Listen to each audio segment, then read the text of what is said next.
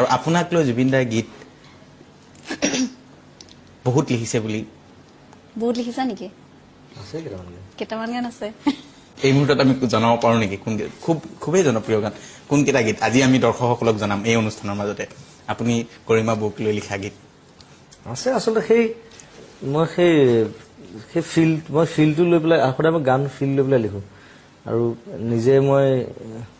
কেতিয়াবা মই ছোৱালী হৈ পেলাই লিখোঁ ৰিচেণ্টলি এটা গান লিখিছোঁ নতুন চিনেমাখন হৈ আছে গানে কি আনে বুলি য'ত মই এক্টিঙো কৰিছোঁ আকৌ পূজাৰ পিছতে মোৰ শ্বুটিং ষ্টাৰ্ট হৈ গ'ল চ' তাত এটা গান মই লিখিছোঁ খালী কি পোৱা বুলি তাত মই নিজে ছোৱালী হৈ পেলাই ভাবি লৈ পেলাই লিখিছোঁ ছোৱালী এজনীয়ে কেনেকৈ ফিল কৰিব এইটো বৰ টান কাম আৰু মহালক্ষ্মীয়ে গাইছে মই ভাবোঁ গানটো খুব ভাল পাব মানে শুনি চ' মই সেই কেৰেক্টাৰ নিজক এষ্টাব্লিছ কৰি পেলাই মই তেনেকৈ গান লিখোঁ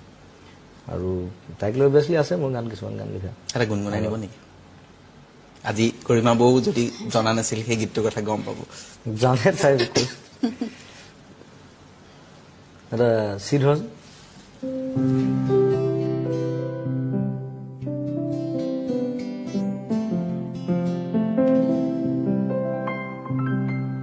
ষ্টেজতো গাওঁ চিনাকি গান জ্বলি উঠা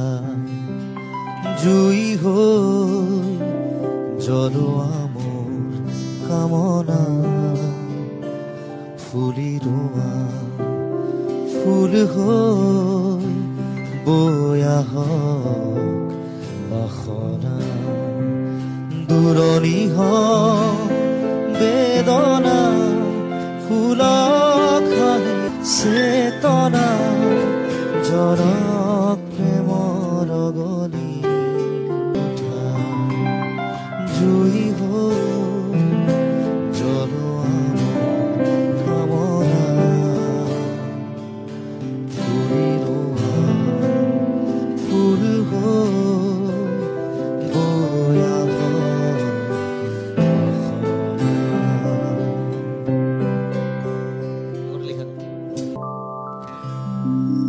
মোৰ জানৈ আকাশখন ধুনীয়া মোৰ জানৈ তৰাৰে জিলিকা মোৰ জানৈ মনৰে সৰগ মোৰ জানৈ তুমি মোৰ মেনকা মোৰ জান দূৰণিতে মোৰ জান তুমি থাকা মোৰ জান সপোনত মোৰ জান আমাৰ দেখা মোৰ জানৈ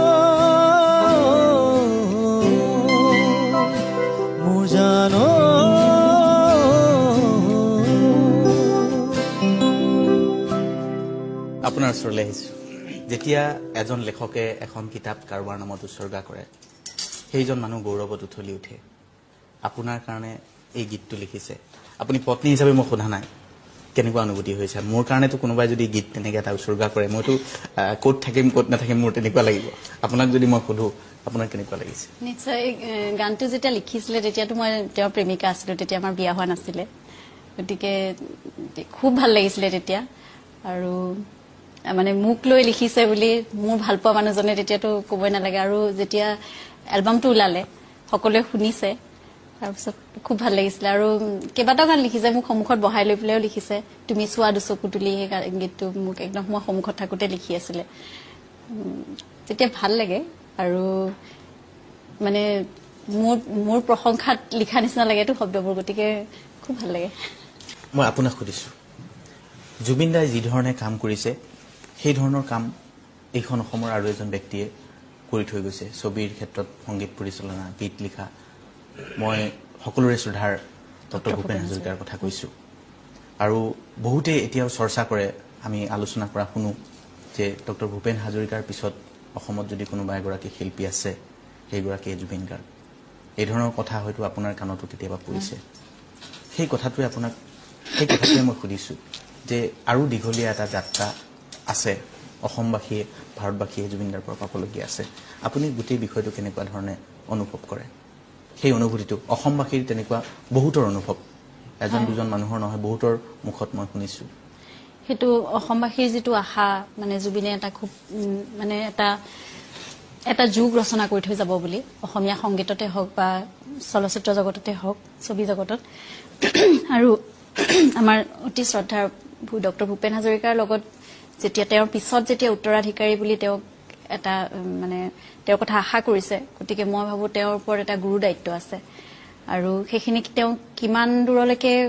মানে সাকসেসফুল হ'ব হেতু কথা ক'ব নোৱাৰো কিন্তু নিজৰ কৰ্তব্য তেওঁ কৰিব লাগিব আৰু সেই দায়িত্বটো তেওঁ এতিয়া বহুত বেছি বাঢ়ি গ'ল আচলতে অসমবাসীৰ